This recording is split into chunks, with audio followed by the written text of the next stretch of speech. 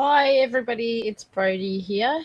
I am just learning how to use the the webinar jam. So you are going to be the first people to listen to the live broadcast. Can't even talk. So even if you don't sign in tonight, I'm just going to see how this works so that you can listen to it in your own time. So this module is module 5, which is just learning how to evaluate the impact of using the Fiteracy principles in 0 to 5 years programs. So in module 1, 2, 3 and 4, by this stage you should have learnt the basics of what the principles of Fiteracy are, which is module 1. Module 2 is growth and development, which we will go back through as a refresher, because your group currently at Healthy Activities haven't gone through that one yet. Module 3 is lesson planning, which you're all very skilled on by now, but we'll just retouch on how to use the templates, the new logos and what templates you should submit, what templates can be used for your evaluation. And module 4 is risk management and managing emotional risk, so you can reduce anxiety in both the children, the parents, carers, and even your childcare educators. So over the next few weeks, Deb, Kat and I will be working on a strategy to link your programs in the community to the programs that are currently running in the childcare. So it's not going to be a hurried strategy. We're just going to do it slowly. We don't have to really worry about having Healthy Activities as a component of that program. We can just do that. We can continue to do that even after the Healthy Activities funding's finished. So that's something that I'm committed to doing, with the aim of trying to bring some of your childcare educators in to do some of these webinars. So it's not something we have to do in a hurry. It's just something I want Deb and Kat and Joe and Sammy, if you like. I want to be able to use the childcare centres as places that you can go and promote your programs and become relevant people in the community to present programs to childcare educators and childcare children. So I'm hoping this is working, so I'm going to move to the next slide.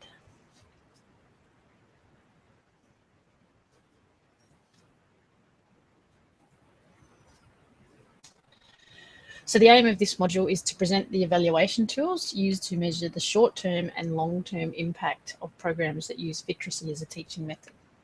We're also going to discuss the delivery methods for using each of these tools, and also to determine the most appropriate tools to use for single delivery sessions and extended blocks of time.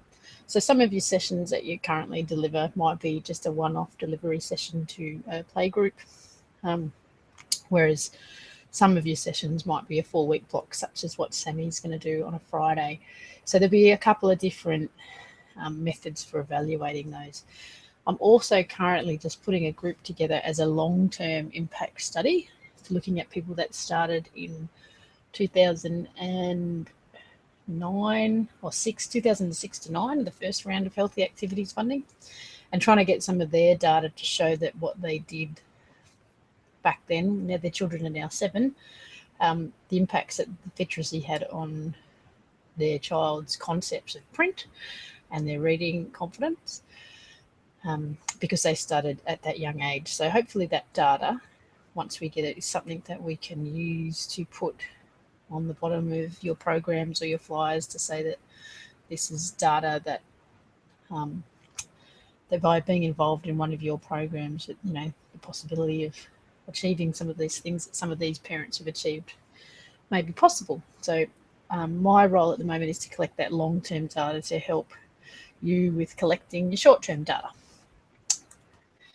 In this webinar, we're going to have a look at some of the methodology, which is what you guys have been doing naturally over the last few years, is you've been delivering in a certain method that's repeatable. So we're going to look at what that is. You're going to look at the outcomes that you're aiming for. Today we'll talk about the outcomes that we're aiming for the actual Healthy Activities project as well, whereas other people that may come and do a webinar, their outcomes are going to be different because they're a different project. What time period are we delivering these messages? So that's another thing that needs to be standard. So if we are presenting a paper at a conference or something, we could say that, this is a 4-week program, and it had this impact. So something like, each time Sammy delivers a 4-week program in the area of craft, it has this impact. So you've all got different time periods. Deb might have, the one-off sessions that she delivers at Glugor House. Joe, a 4-week program in the area of prenatal or postnatal fitness. Kat, you've got a range of things that we can start to look at setting time periods for. We also want to talk to you about the activities that you use to assist with delivering the messages. So these should be the activities that you've learnt straight out of your lesson plan design. So way back when we started, there was a little book that I developed called 0 to 5 years activities, which was circle time, dot time, story time, pack up time, those sort of things. So the reason that I developed that list of activities is that we can repeat those activity deliveries to become standard delivery methods that can be evaluated. So the fact that you guys have done that really well on your own means that we can actually say the effective circle time has this, the effective pack up time does that, etc. I want to look at other tools that assist with delivering your messages, such as Deb's webpage, all your Facebook pages, etc. And we'll also just have a look at some of the evaluation tools. Dad was going to come on tonight, but he's actually in Hobart tonight. So I will get him to just do a little 15-minute webinar on some things and get him to load that up too, because he's really keen to learn about webinars and he wants to help you guys as much as he can. So basically, what time period are we delivering messages? So at the moment, in this last 2.5 months of the project, we're delivering single sessions, which could be Deb going into Glugor, or 4-week blocks. And your single sessions are also those single sessions that you're doing as part of that Wednesday play group. Your longer term impact is looking at what impact you've had 6 months ago in some of your programs, and that is a component of the healthy activities funding, is that we have to collect those what's called performance indicators again. So I just got an email from Fiona today. She's the new Naomi. She's the new project officer there, and she's listed off the performance indicators that we need to collect for the project, and they're similar to the last 2 years. So it's really just increase in knowledge, increase in connection to local community services, etc. So I'll flick that through to you as soon as I've finished tonight. So the outcomes we're aiming for the next 2.5 months are not just the performance indicators for healthy activities, but they're also an increased understanding of the impact of using the 4 Fiteracy principles. So we want to see if parents are understanding how effective having a low anxiety learning environment is on their child's ability to learn, or how effective their child's participation is if the parent is included. So they're all things that Kat has brought up in her reports, which have been really good the last couple of months, is showing that people in your groups are starting to become more parent inclusive, and the impact on the child is massive. So we want to have a look at if the parent understands that that's why the child is starting to learn better. But look at the 4 principles: so low anxiety learning, literacy development, strength-based learning, and parent care inclusiveness. So we want to test if they actually understand why they're doing it. We also want to have a look at the parents, carers, and even childcare workers, educators. See if they understand what the principles of engagement are. So do they understand that people will only learn if it's a low anxiety environment? People will only learn if it's relevant to them. People will only learn if they have meaning in it, and people will only learn if they can see that they are capable of learning. So we want to see if people are getting at least one of the principles of engagement. Also having a look at an increased understanding of what the 8 conditions of learning are. So that's your posters. So I need to get your posters out this week to you. Post it up to Kat so she can stick them up on the wall, and also just a photo of yourself. So we'll get those posters up now. get people, you can ask people on the wall, do you know what T for train stands for? And the last two are increased knowledge of activities or resources that they can use at home to support their lessons. So using the ABC book is probably the easiest way. So if that ABC book is getting passed around each week in the play group, so each week Joe can see what Deb's done, Deb can see what Joe's done, Kat can see what Sammy's done. That's probably going to be the easiest way for you to measure if people are actually using that resource, so the resource of the ABC book. The last one is increase of application of the things that you've actually taught them. So if Deb's teaching them how to prepare food for toddlers, we want to have a look at if all those things mentioned above, Fiteracy principles, principles of engagement, conditions of learning, are affecting their understanding of how to eat healthy in a family, or how to learn how to play the drums for music development. So that's what we're looking for this last term. If we get that data, we can then use that to promote you all individually in different areas. So the activities that we use to assist us with delivering these messages or getting that pushed through in your groups are the types of sessions, so your single or block, specific outcomes, your discussion topics as well. So what topics are you talking about? So that's where I need to give you your little lead-in sheets now on how to talk about Fiteracy, how to talk about engagement, how to talk about the conditions and learning. So I'm going to get those done for you this week, sent up with all your evaluation forms. So you can just pull out a worksheet and just start talking. I need you to just list off what activity you used.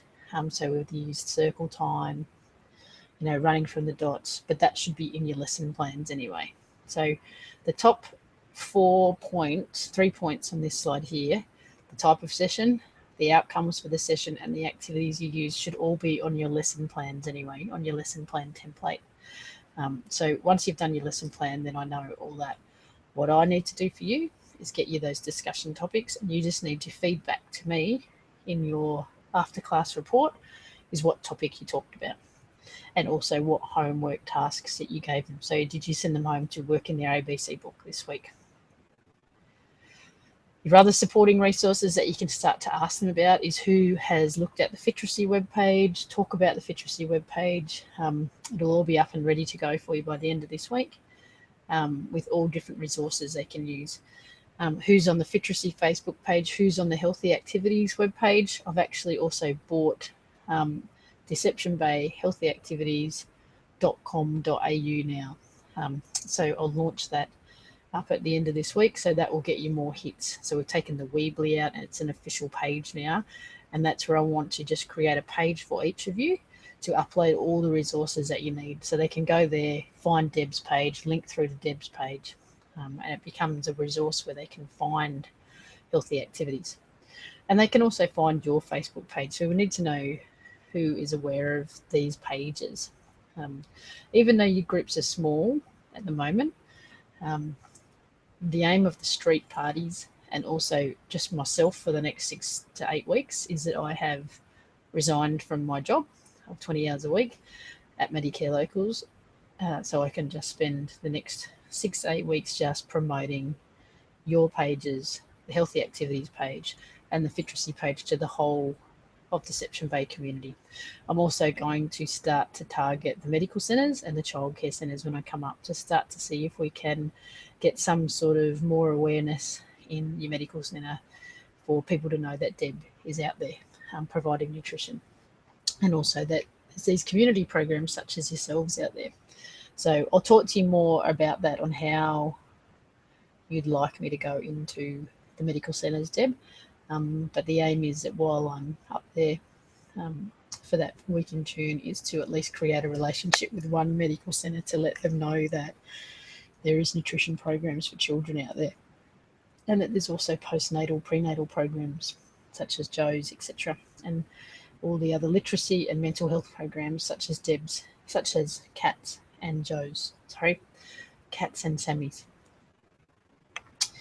So your evaluation tools are going to be the following.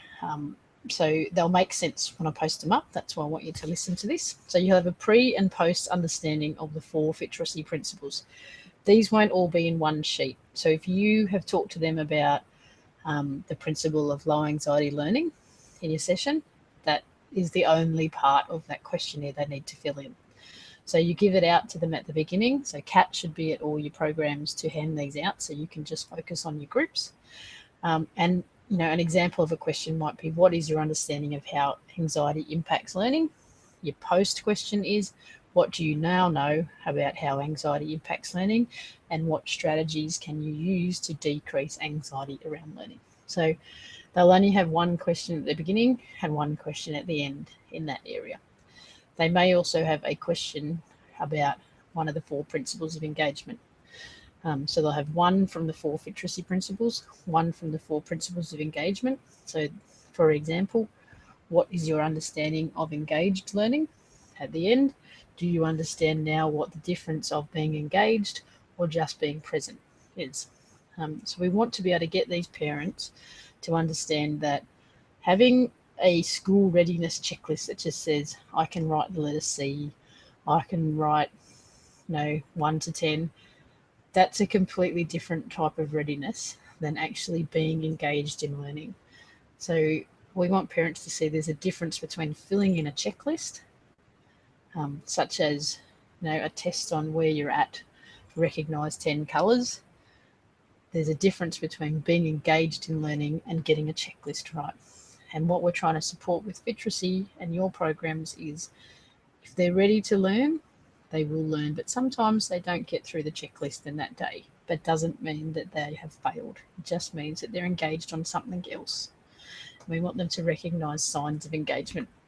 So far your evaluation tool will have a question on the 4 Fiteracy principles, a question on the 4 principles of engagement, also a question on how can they use what you've just taught them in their home environment.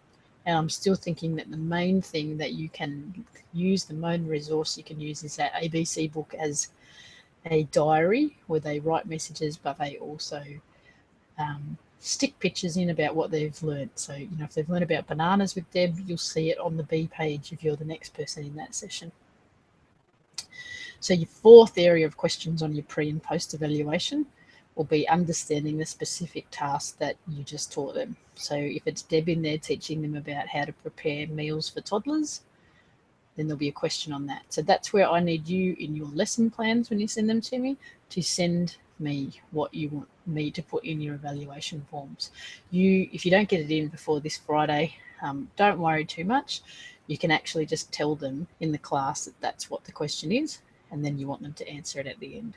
So I can just leave a section there that says lesson specific evaluation tasks. So I can make it a generic form. So don't panic too much if you haven't thought about that yet.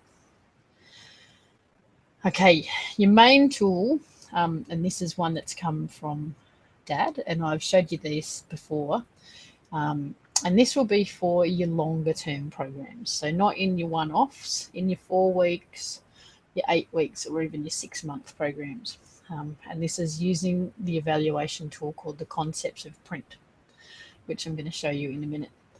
The Concepts of Print is measuring what a child's understanding is of print.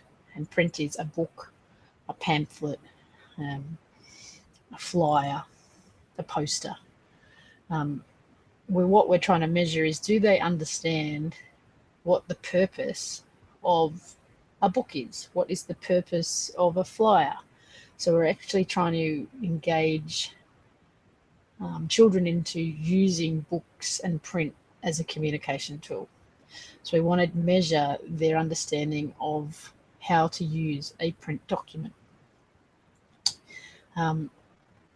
Another checklist or evaluation tool that we're going to develop, that Dad and I are just working on this week, is around that area of school readiness. And as I've said in an email before, is I don't really want to use the term school readiness or even expert, which you can see on this page here. I'm hoping that this is coming up, but this is a slide that says Expert Checklist to Assess School Readiness by Kathy Walker. One, we don't really ever want to use the word expert because, as my dad says, there are no experts in anything. There's just people that are very interested in an area. So we never call ourselves an expert, never refer to anyone as an expert, because that means it actually takes away from the fact that they think that people need an expert to teach them. And what we're trying to say is you don't need an expert. You just need to be a parent working with your child. The whole concept of school readiness. What happens if they fail this list? Did they not go to school? So we don't want them to feel like, okay, hang on, they're not ready for school because they failed this. So Dad has come up with a term to say understanding of engaged learning. So I'm hoping that after just a couple of sessions or even one with you, even in the area of engagement, if a parent has learnt the difference between engaged learning and non-engaged learning, then they're actually able to understand how to develop an engaged learner. So we want kids to be ready for school because they are engaged learners, or they are attached to engaged learning. That's what you guys do. You guys engage them in learning. So we can prove that they are good learners when they're in the right environment. I hope that makes sense. So if we have a look at the expert checklist that Kathy Walker's got here, and I've been reading her book and it is really good. And I think she's just had to develop a checklist because that is what the terms that government recognise. But yeah, we want to stay away from the word readiness because sometimes I'm not ready to learn. It doesn't mean that I'm not school ready. Some days I'm just not ready to learn. So as we all are, sometimes parents aren't ready to learn because they've had no sleep. So what Kathy Walker's got written here is the key areas of maturity and development are the social and emotional areas, says Kathy. While she's reluctant to have parents tick off a checklist, here are some of the questions she asks when assessing school readiness. So we are not assessing school readiness. We are educating parents about engaged learning. Can they make their own independent decision and follow through on this? Do they have their own ideas? Can they follow 2 or 3 instructions at the same time? Can they move on to new activities easily? Do they separate well from their carer? Do they show interest in other children? Do they interact with other children? Can they recognise and express their feelings and needs? Can they concentrate on a task? And how do they deal with frustration? All these questions are awesome questions. But what we want to do is turn them into a different kind of format to say these are things that affect engaged learning. So Dad and I are going to work on this week, also including some of the ideas put forward that Kat gathered in the first week of the playgroup. So Kat's parents, and you all know them, Karen and Lauren and all the people that are in your playgroup, actually came up with some really good ideas on things that they thought about school readiness, and they kind of match some of these things in this list here. So when Dad and I develop this week, we'll send it through for you and include some of the questions that Karen and Lauren and some of the other parents in your Wednesday playgroup came up with, because they were really good. The other area that I forgot to mention previously is that Lauren, one of the parents in your group there, actually came up with a really good idea on helping family daycare parents to become more aware of what you guys are doing too. So we don't have to just focus on childcare. We can focus on trying to assist family daycare workers, and I would really like to find a way that we can use Fiteracy to help family daycare on a whole, on an overarching mechanism, and then have you guys go into family daycare and help the family daycare provider. So it's just an idea, but Lauren came up with that, which is fantastic. But now that I'm leaving all my jobs and just focusing on this, that's one of the program areas that I'd like to go and have a look at and see how I can get Kids Dig Food into family daycare, how we can promote catastrophic drumming and mermaid cat into family daycare with an ocean care message. Sammy Crafty Coach to go in and help a family daycare provider with crafty ideas. Get Joe in there with toddler sport activities and art and craft ideas. So leave that one with me because that's one that's really starting to develop in my head. So this slide here, I'm still hoping the slides come up, says evaluation tools, engaged learning of 0 to 5-year-olds. So this is where Dad, Professor Brian Camborne, is going to come up with a questionnaire that we can use before and after your play group. So at week 1, week 8, at before and after Sammy's 4-week block, before and after your childcare sessions to see if the childcare educators have an understanding of it, and also in even asking the people at Glue Girl like Brett and some of the coordinators, Deb, what they think of this questionnaire. So it'll be a tool that I'll get ready for you with Dad that we can then present to some of the coordinators such as Linda Mitchell and all that to see if they would like to have a go at using this questionnaire with us with their groups. So the questionnaire will be what we'll be doing is developing our own 0 to 5 years engaged learning questionnaire that's similar to the school readiness questionnaire without using the word readiness. So what I'm just going to take you through quickly now, and I'll email you the print version, which is the PDF version of the instructions of how to use the concept for print for toddlers. And then before you start next week, so I'll be talking to Kat about how to deliver this next Wednesday to your group. So Kat and I will go through the instructions, so the exact delivery methods. So the rest of you don't need to learn this too much at the moment, but just watch how Kat uses it. So Kat and I will work on it, but the questions in the concept of print are based around, I'll let you read the slide. So there's a purpose for the concept of print that Kat and I are going to go through. So that's on one of your slides there. I'm still hoping that's coming through. It's about book orientation, understanding the principles involved in the directional arrangement of print. So do the kids understand the read from left to right? Do they have a knowledge that print, not a picture, contains the story? Understanding of important reading terminology such as a word, how to recognise a letter, what's the beginning of the sentence, what's the top of the page, and some simple punctuation. So someone like Riley, Karen's daughter, giving it to her at the beginning, and then you guys working each week when you're reading your stories to them to tick if Riley understands. Where's the top of the page? What's a word, Riley? Show me a letter. Where's the beginning of the sentence, Riley? Where's a punctuation mark, such as where's a question mark? Getting Riley ready to understand those and teaching Karen how to use those as well. So you want to be able to get your parents to prompt the kids to be able to do this. So getting the parents to ask to point them to the top of the book. Where's the picture? Where's the story? Where's the words?